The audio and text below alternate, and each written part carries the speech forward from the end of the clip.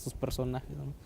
Que el mexicano no solamente es aquel que puede hablar español, el que aprendió a leer, el que conoce elementos de su cultura general, ¿no? Sino también aquel que vive en el territorio, que ha construido un imaginario del territorio y que tiene que asimilarse. O sea, este proceso de mi hermano indígena, o es que el indígena es pobre, o es que hay que sacar al indígena de su retraso. Primero hay que cuestionarnos todo ese tipo de conceptos, qué es retraso, qué es pobreza, el desarrollo que nosotros queremos llevarles es un desarrollo que ellos necesitan. Luego hay una cuestión de derechos, porque dicen, bueno, es que ¿para qué les vamos a llevar salud si tienen medicina ancestral? Pues la salud es un derecho, no es una cuestión que tú quieras regalarles, por obligación la deben tener, ¿no?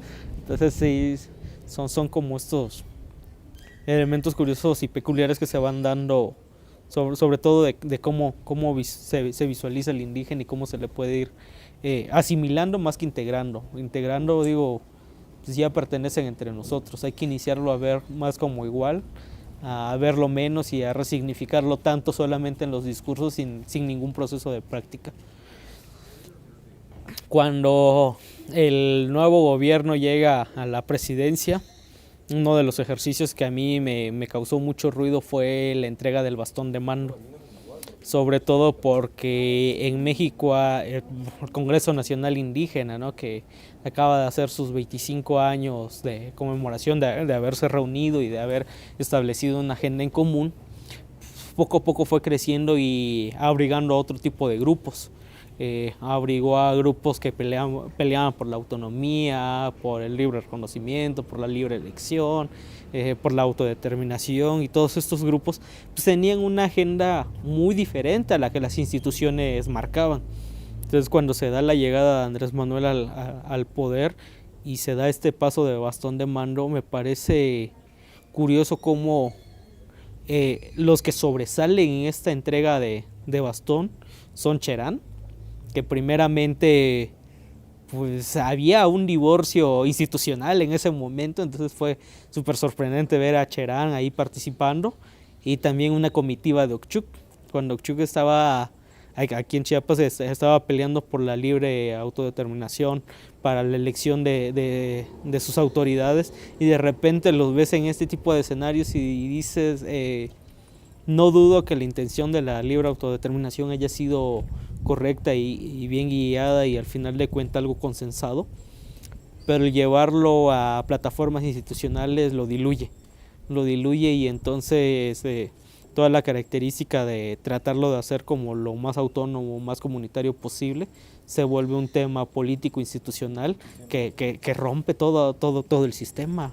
O sea, yo no me imagino que habrá pensado el Congreso Nacional Indígena cuando ve a los de Oxchuc ahí aplaudiéndole al presidente y entregándole el bastón de mando. Hubiera, no por esta cuestión de culpar a los de Oxchuc, no es en ese sentido, pero creo que algunos escenarios en esta fragmentación de los grupos se presentan desde ahí, sobre todo porque después de esa entrega podemos hablar sobre grupos indígenas autorizados y los no autorizados. Los validados. Oxchuc y Cherán fueron validados. Y eso es entonces todos los que piensen diferente que los otros grupos, que no hay escenarios para que ellos presenten sus palabras. Que claro, muchos de ellos tampoco buscan el escenario institucional para presentar sus palabras, ¿no? Pero pues creo que hasta cierto punto ese tipo de acciones no debieron haber sucedido. Pero, por ejemplo, esos ya en los hechos, que sí representa algo, algún apoyo, algún beneficio de aceptación, o nada más es de forma de no creo que directamente represente algo material, ¿no? Es como más en este tema simbólico, ¿no? Son grupos representados, autorizados, validados por las instituciones. Es el indígena que nosotros queremos para nuestra nueva construcción de país. Porque no se le pidió a ninguna comitiva del STLN que se presentara en el Congreso como hace algunas décadas se presentaron, ¿no? en este escenario creo, y no porque el EZLN sea mejor, pero pues son como los que han buscado más escenarios políticos para algunas veces presentar sus demandas, o una comitiva del Congreso Nacional Indígena presentándose en el Senado para expresar, ¿no?, algunos lineamientos. Al contrario, se seleccionó a 2 de los grupos que en ese momento que por las mismas situaciones se presentaban como radicales, y de repente cuando participan con las instituciones se diluyen muchos de sus propósitos, no porque hayan sido diluidos realmente, ¿no? No conozco directamente las prácticas y ellos hayan seguido colaborando individualmente, y pues eso fue nada más como para esta representación de queremos. Creo que eso es lo que simbolizó esta parte de la entrega de bastón, ¿no? Fue como está bien, nos alineamos hasta donde podemos, nos aceptamos y nos respetamos. El tema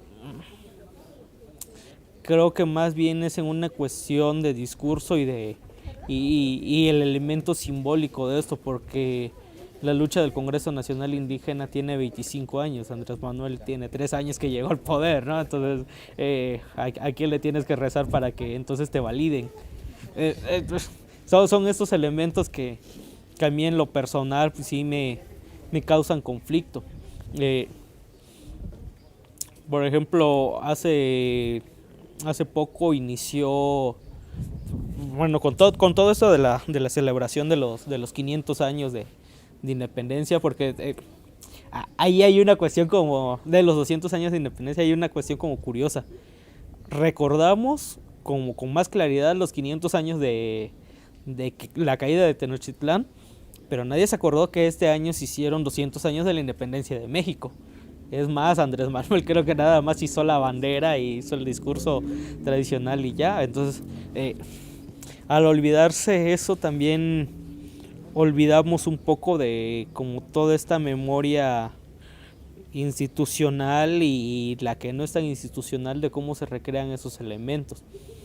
A partir de eso iniciaron a salir numerosos escritos, ¿no?, de intelectuales, de analistas, pensando el movimiento, pensando las consecuencias de la colonización y todo esto.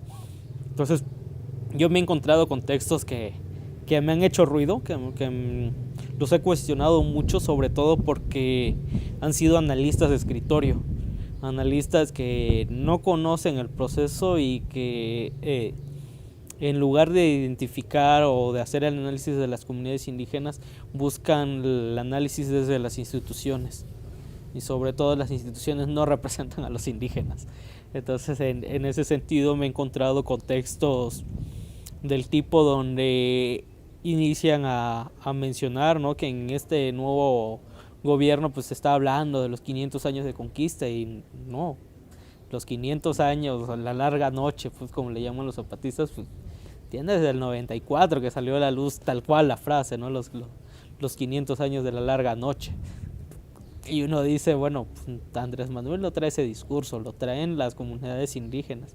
Entonces habría que reconocerse y crearse, a mi punto de ver, espacios para ver cuáles son como las poblaciones que defienden más este proceso de colonización, de independencia y también de identidad indígena, para saber cuáles son como sus contextos y cómo ellos identifican el colonialismo.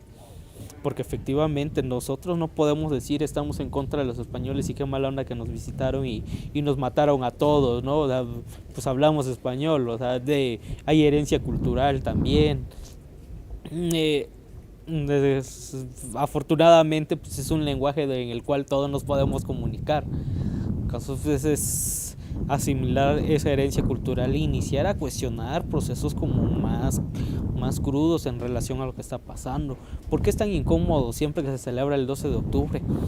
¿Por qué? Porque las cosas de las que se quejan de hace 500 años siguen pasando. Hay racismo, o sea, es terrible la cantidad de racismo. Siguen llegando extranjeros a robar nuestros minerales. Canadá, ¿cuántas veces no nos visita año? Japón, China estuvo por acá extrayendo ámbar. Las concesiones que se han dado a cantidad de grupos. Son procesos que no han parado. En Luego también habría que analizar cómo las instituciones han extendido no lo quiero decir tan crudo, pero sí en cierto sentido un genocidio cultural, y también procesos de apropiación que están desapareciendo los elementos culturales de las comunidades. Normalmente cuando se habla de apropiación cultural siempre nos fijamos en el textil, porque es comercial. Pero no entiendo hasta cierto punto por qué no hace ruido que alguien de Inglaterra venga, por ejemplo, y de repente quiera hacer una ceremonia del cacao, una ceremonia del café, o que de repente él sea el chamán que va a venir a iluminar a los pueblos indígenas. O sea, primero son conocimientos indígenas. Primero tendría que haber un reconocimiento indígena hacia esa persona para darles autorización. Y en ese sentido, ya no solamente la apropiación es hacia algo material, se están apropiando también de cosmovisiones. Y eso es mucho más peligroso que robarse un textil, que diseñar un textil y que vendérselo a Carolina Herrera. Porque fue el caso, ¿no? De que muchos textos vienen escritos de fuera, de investigadores, y de pronto lo entienden sí, mucho mejor y se les abren más las puertas para esas cosas. Sí, y es un tema, digo, no es una cuestión de nacionalismo.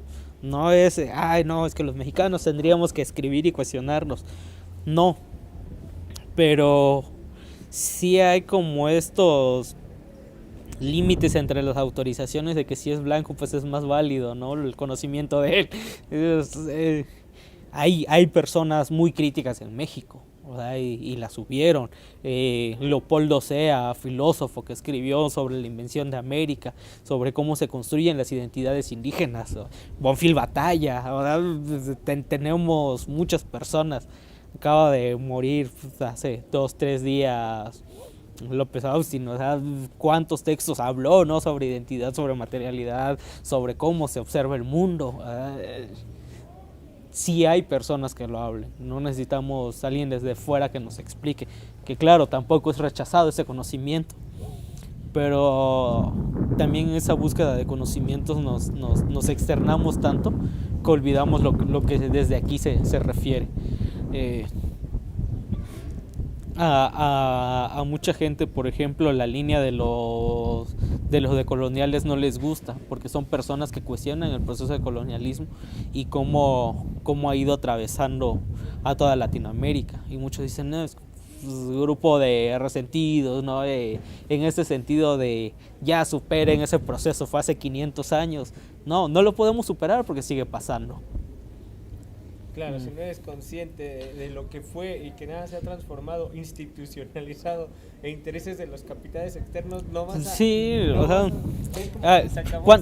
¿cuántas zonas no han sido destruidas?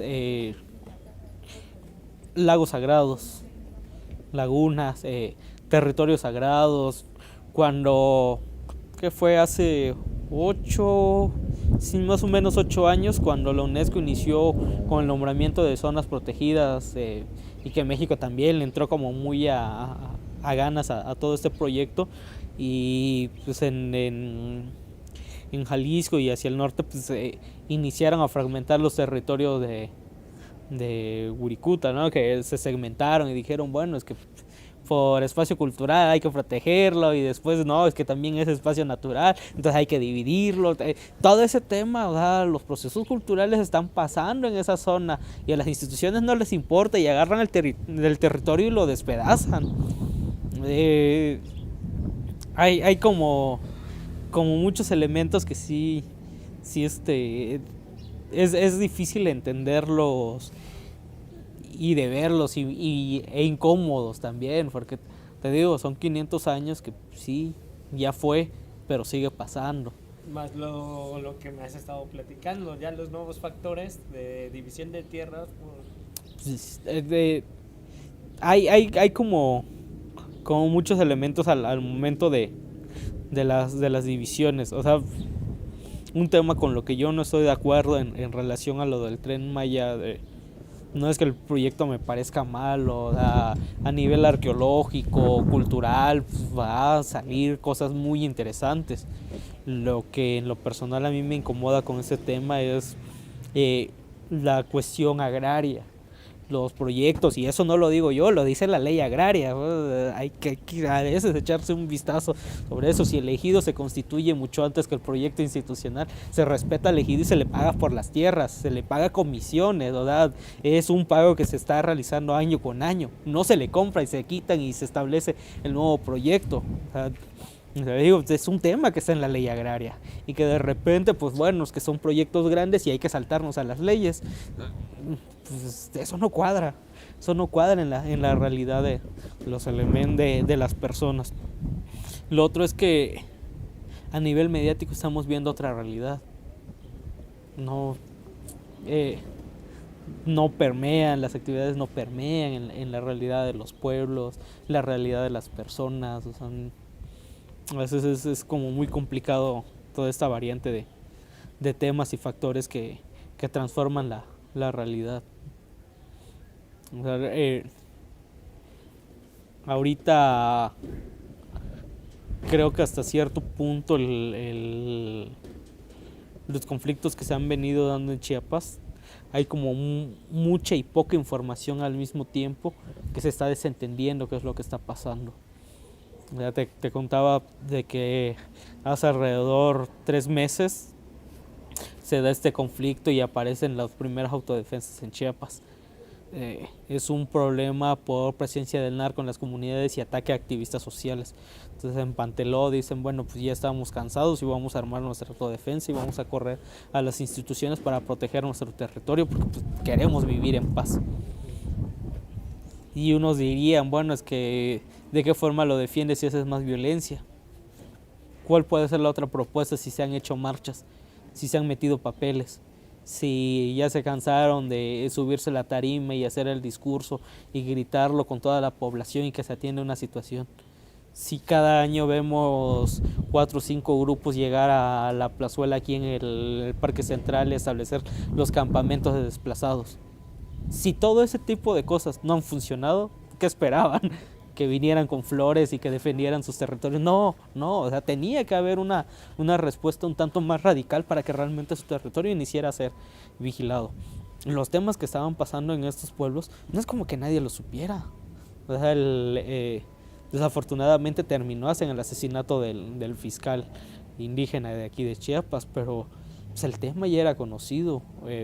Las instituciones, las autoridades nunca hicieron caso.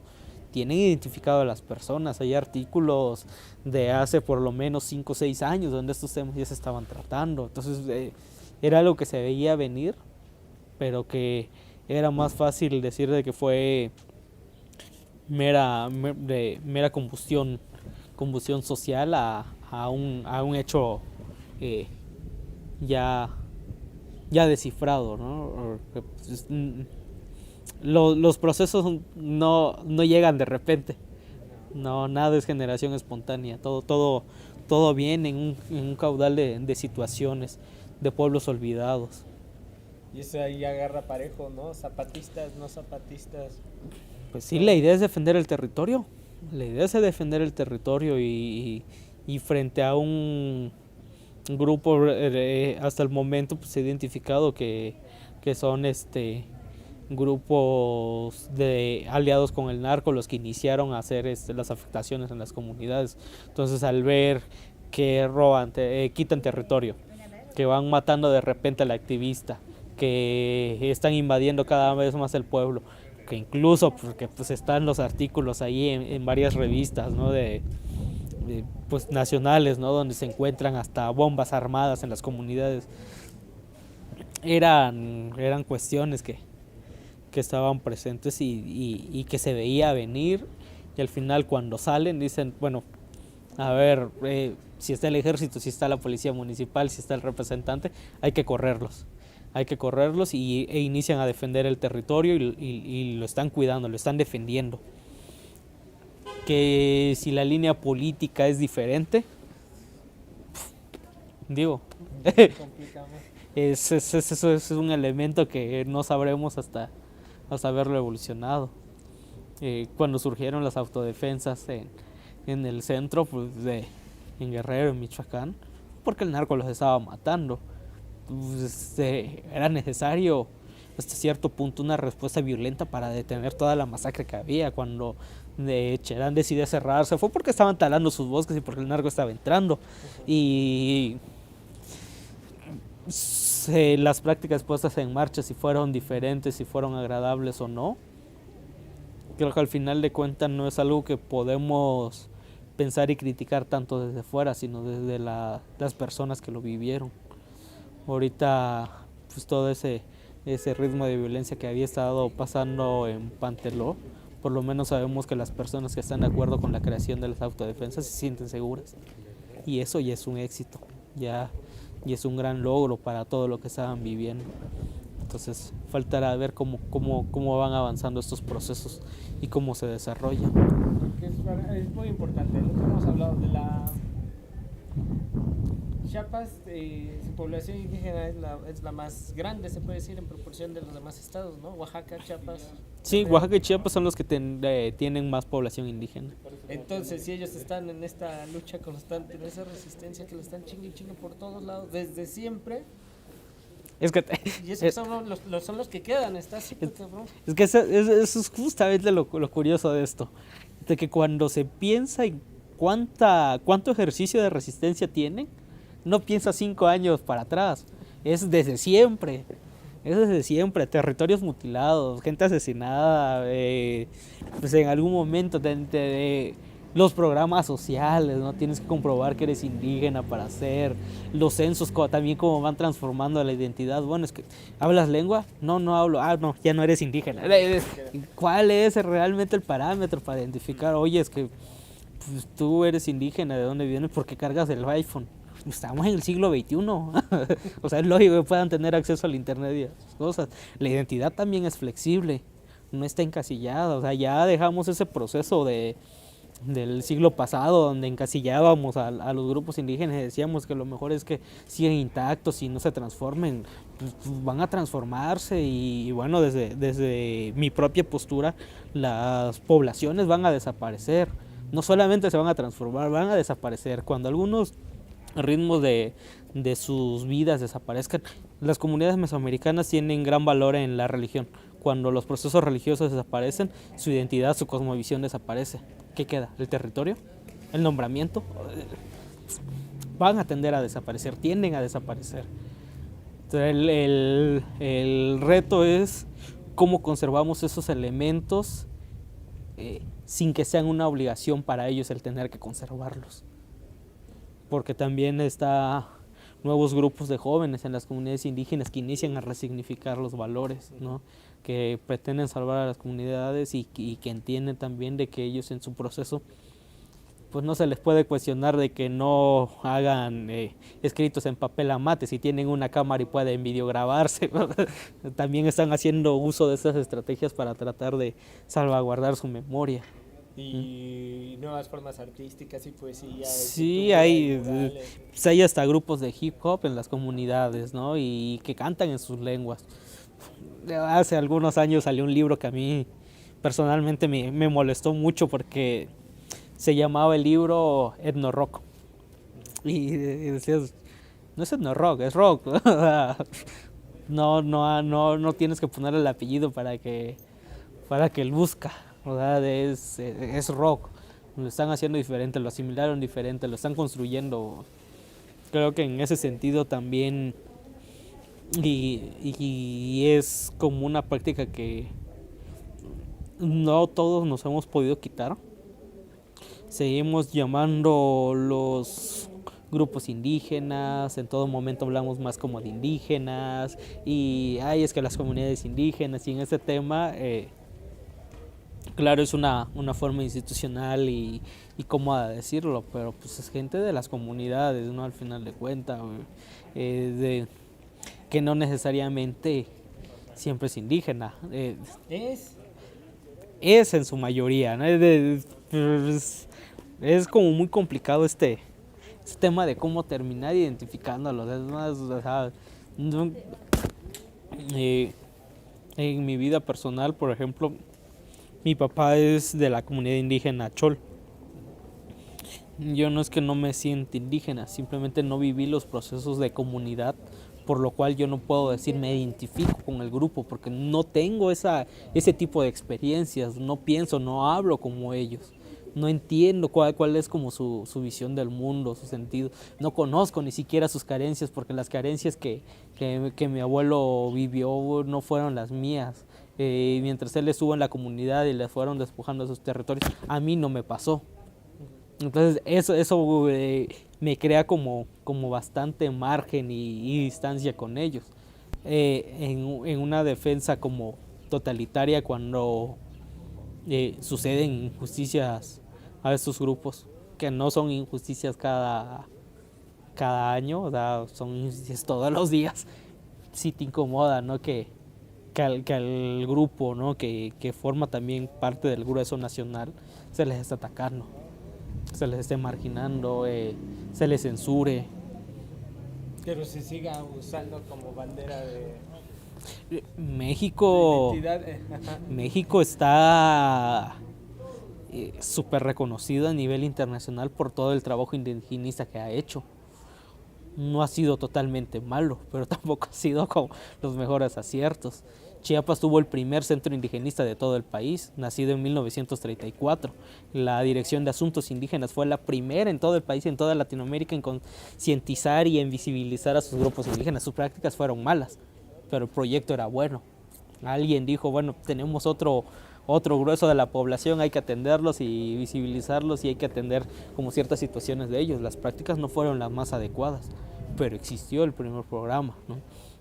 Cuando el INI llegó a Chiapas, por ejemplo, desde que iniciaron a construir desde una visión como bastante integradora y todo, nadie los puede culpar tampoco de integradores, pues eran los procesos de la época. Y con sus alcances. O sea, pues, sí, y en ese momento era construir al mexicano, no resignificar al indígena. Entonces hay como toda esa variante de elementos que pues no se les puede plenamente culpar. El problema es que las prácticas no están dando plenamente resultados, ¿no? Mientras a unos sí se les logra captar, a otros no hay avances. Cuando iniciaron las becas de Sembrando Vida y programas sociales, había un reportaje que estuvo corriendo por todo internet que hablaba de que a los rarámuris nunca les habían tocado esos beneficios, porque no tienen tierras para plantar, ¿no? Entonces era gracioso y a la vez complejo, porque un programa que funciona para todas las comunidades indígenas en el país, rurales, urbanas, semiurbanas, ¿no? No podía ser aplicado ni siquiera para todos, porque había algunos que no tenían ni siquiera tierras. Un sistema mucho más complejo en las instituciones. No es que fallen directamente, el fallo es sobre el conocimiento de todo el escenario, de toda la realidad de las comunidades, de los pueblos, de todos los individuos que viven en México. De su presente, de su pasado, de su origen, de siempre. Y tampoco se tiende mucho a pensar en qué esperamos de México en 20, 50, 100 años, cuando todavía no hemos logrado trascender problemas del pasado. Y esto es una cuestión como bastante cruda, porque está desde el punto de vista indígena, que sigue teniendo todo tipo de atropellos, y el mexicano mestizo, que dice ya paren de hacerlo, pero que su empleada venida de alguna comunidad indígena que trabaja en su casa no tiene todos los derechos, ¿no?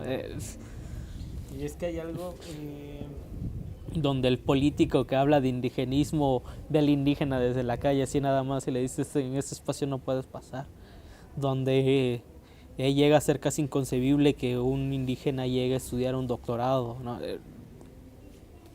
¿Por qué no? Son estos elementos que, te digo, en lo personal siguen siendo bastante complejos por toda la estructura de discurso que se mantiene y pocas acciones que incidan en la realidad. Y la unidad de medida ahora ya es es más compleja porque ya es en función de la globalización y de los intereses de los capitales externos.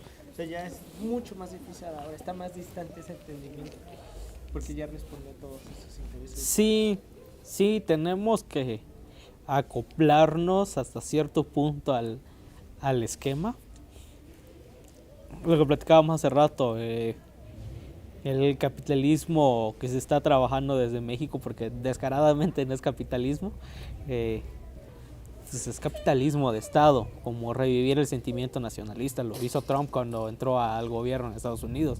Él dijo: no vamos a invertir afuera ni le vamos a prestar atención a los que vienen de fuera, vamos a reactivar lo nuestro, ¿no? América para americanos. O sea, le faltó decir a Trump ese discurso como para que hubiera como una mega explosión, pero pues el tema aquí en México está jugando un tantito esa misma línea, México para los mexicanos.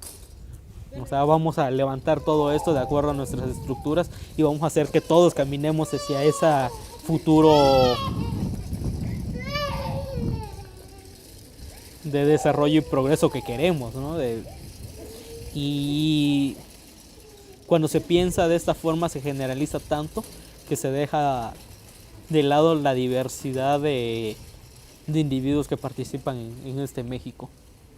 Porque digo, si hay un punto donde todavía seguimos pensando en el México mestizo y el México indígena, y en ese punto también todavía existe un México profundo, un México que pues, vive a atropellos, situaciones, que está enaltecido en los museos, pero cuando los ves en las calles incomoda, porque pues es más fácil que los restaurantes ocupen el espacio público, pero que un indígena venga y se manifieste y ocupe 2 cuadras de la plaza para poder reclamar por sus derechos. Eso es inconcebible. Porque todavía no hay suficientes plataformas para que estos atropellos puedan ser denunciados. Porque pensamos que las cuestiones de salud, de comunicaciones y todo, si ellos se resisten, no tendrían que dárselos, ¿verdad? Son derechos. Son derechos, no solamente de ellos, son derechos de todos. Porque el proceso de educación sigue siendo limitado, porque con este ataque grande que han tenido las rurales, las normales rurales pues han acabado como mucho al grueso de esa población que llegaba a las comunidades y iniciaba a alfabetizar. Ahorita pretendemos que se alfabeticen desde el español, entonces nos centramos en una base de castellanización primero para iniciar a alfabetizar, cuando muchos de estos normalistas rurales pues establecían otro tipo de prácticas para iniciar a desarrollar otro tipo de trabajos con las comunidades. O sea, es como un proceso donde ha ido es de tira y afloja con algunas situaciones, ¿no? Sí los reconocemos, sí los autorizamos, pero en nuestras prácticas políticas pues danos chance a ver si en otros 2-3 años pensamos en una mejor estrategia para poderlos abordar mejor. Y no, creo que en materia de indigenismo, aunque México esté muy reconocido a nivel nacional, a nivel internacional, todavía le falta mucho trabajo, muchísimo trabajo. Pero bueno, eso a nivel gubernamental, pero a nivel social, ¿qué se puede hacer? Con los de a pie, los que no tenemos poder, ¿cómo se hace ese proceso de integración real? Para mí lo primero sería partir de que no son cosas diferentes a nosotros. Eso es como plenamente esencial. Si hay territorio, lenguaje, vestimenta, forma de pensar diferente, pero en su constitución de individuo es igual a nosotros. Tiene los mismos derechos y las mismas obligaciones. Cuando te interpelas al otro como tú mismo, como individuo, toda esa barrera de diferencias la vas separando. La otra, a mi punto de vista, sería reconocerlo como mexicano, sin tener que hacerlo mexicano. Ya es, convive en ese territorio, acercándote y reconociendo sus valores. No porque todos sus valores sean buenos y malos, ¿no? En ese sentido, pues no hay buenos y malos, sino de poderlo reconocer y aceptar. O sea, cuando se hacen los congresos indígenas, cuando institucionales, los representantes y los interlocutores normalmente son funcionarios e indígenas, y en cierto sentido para mí esa interlocución entre funcionarios indígenas tendría que desaparecer para hacer otro tipo de grueso de población, más que con el funcionario que nada más va a tomar apuntes y no va a hacer nada. Aquí, sí, aquí en Chiapas, por ejemplo, pues hay como muchos colectivos que tienen trabajo con las comunidades, que hacen rescate de prácticas tradicionales, en ese sentido agricultura, recuperación de memoria, difusión de su memoria, difusión de pensamiento, que trabajan tratando de dar apoyo humanitario cuando suceden este tipo de situaciones violentas en los mismos municipios. Entonces creo que en ese proceso de integración no es tan difícil. O sea, digo, si están golpeando a tu vecino y te pide ayuda, pues lo lógico es que lo hagas, ¿no? Más lo humano, chingado. Digo, es básica esa necesidad de ayuda.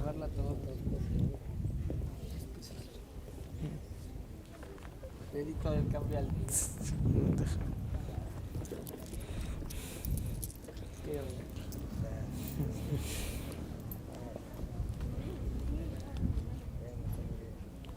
Vamos a cerrar, Pues, que nos sí. quedan 8 minutos y hacemos una segunda parte en vivo. Uh-huh. Que te presentes y de qué vamos a hablar, como que los dejamos picados y esto lo edito y lo subo delante, pero hacemos el cierre. Y ahorita, o sea, terminamos a cuadro, entonces lo que recomiendas y ahorita pues, te digo ya con eso. Pero para mí en este proceso de asimilar al otro sería pensar en el otro como nosotros mismos. O sea, si alguien pide ayuda, le das la ayuda. Es lógico, ¿no? Es sentido común. Es sentido común de que pues si estás viendo que alguien está lastimando o que está en los campamentos de desplazados, porque pues, apoyes en ese sentido, ¿no? Que difundas lo que está pasando, porque también hay ciertos escenarios donde toda esa información desaparece. Aquí en San Cristóbal lo hemos visto todos los años, llegan 3-4 campamentos de desplazados y hay colectivos y hay organizaciones que están apoyando, pero luego eso la población dice, bueno, pues que otra vez invadieron el centro.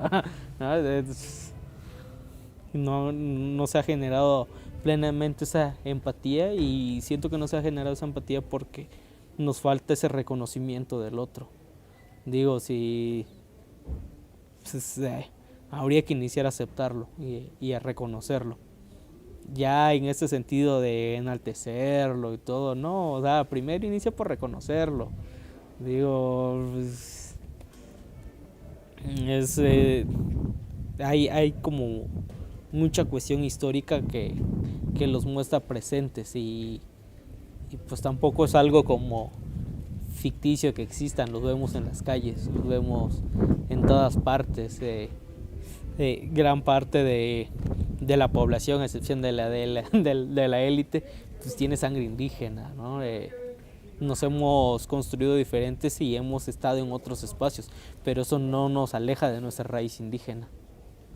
Entonces, aquí una cuestión que en lo personal a mí me pasa mucho es que cuando agreden a alguien de la comunidad o hay algún comentario, pues, a mí me significa mucho, porque digo, o sea, si yo hubiera tenido otro tipo de escenario y yo en lugar de salir de la comunidad siempre me hubiera quedado en la comunidad, ese tipo de atropellos me estarían pasando a mí y por mi misma característica, ¿no? Por mi individualidad, yo hubiera peleado por defender mi derecho a ser respetado. Entonces, digo, son como algunas de estas cositas. Muchas gracias, me van a dar ganas de seguir porque da para chingo. Pues, la otra vez que platicamos me quedé con esa sensación. pues gracias por la invitación. Vamos a Está seguir, chido. vamos a seguir indagando y acercando lo que consideres necesario. Ya encontraremos los cauces para que llegue Para a la armar. gente, porque es importantísimo que lo vayamos comprendiendo con claridad, como lo explicas tú. Muchísimas gracias. Gracias. Voy a, Pues- voy a cortar acá. Ujú.